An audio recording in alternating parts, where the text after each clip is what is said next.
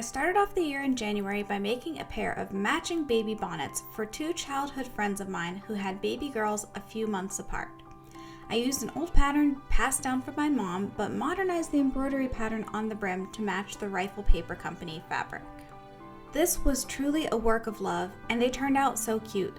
I'm proud that my friends will have such beautiful heirloom works that hopefully will get passed down in their families. In February, I concentrated on the 1910s, first making a nightgown with a real pattern from the time period. I made this nightgown intending to wear it as a modern dress and incorporated a lot of couture sewing techniques in the construction. I learned a lot making this one, and it even earned a compliment the first time I wore it to dinner.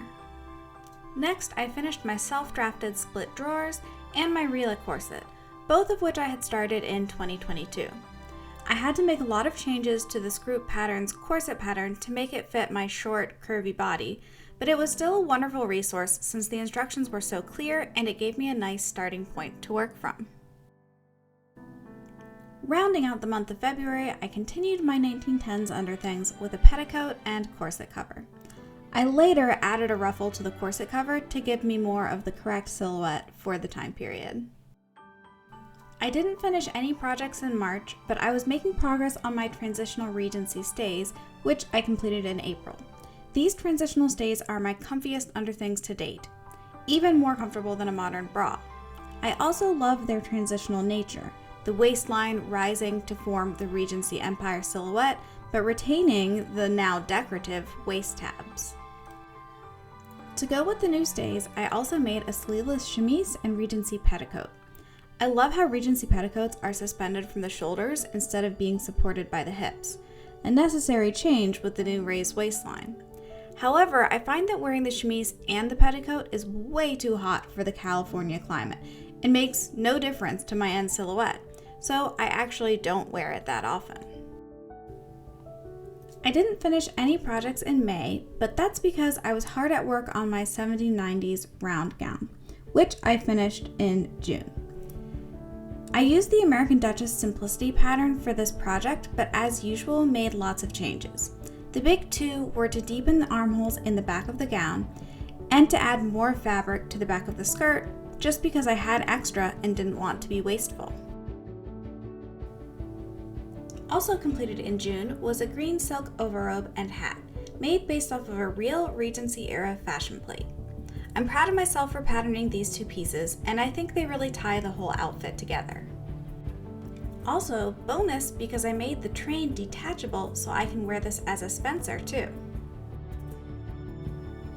In July, I returned to the 1910s with a party dress made using a real pattern from 1916.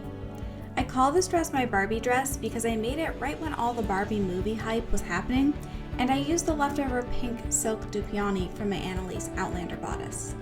I also made a ruffled petticoat to go underneath using a pattern from Bella May Designs.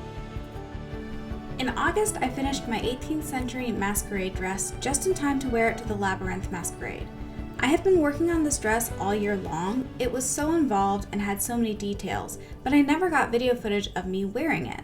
To be honest, I don't love how this one turned out, and it might be relegated to the closet. I took a break from sewing in September to go on a trip to France and Portugal, but when I got back in October, I made a modern raglan sleeve top using fabric that my mom used to make curtains before I was born. I also made this 1950s dress with a real pattern from the time period. I'm really enjoying working with all these vintage patterns. The construction techniques and pattern shapes are often so different. I am also in love with this tile fabric. I wish I had finished this in time to bring it on my trip because it reminds me of all the beautiful tiles in Portugal. In November, I shifted gears again and made a dress inspired by several lace-made corset dresses. This was my first time draping a skirt, and the whole design of the dress was definitely a step outside of my comfort zone.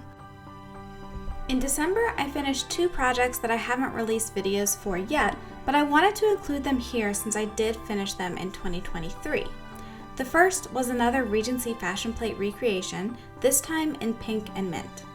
And the second was an entire 1911 ensemble that I frantically sewed just in time to wear to the last day of the Titanic exhibit. I will release the full videos for both of these projects early next year, so if you're interested in seeing those, do subscribe to my channel. I am so excited for what 2024 will bring and can't wait to share more of my creations with all of you.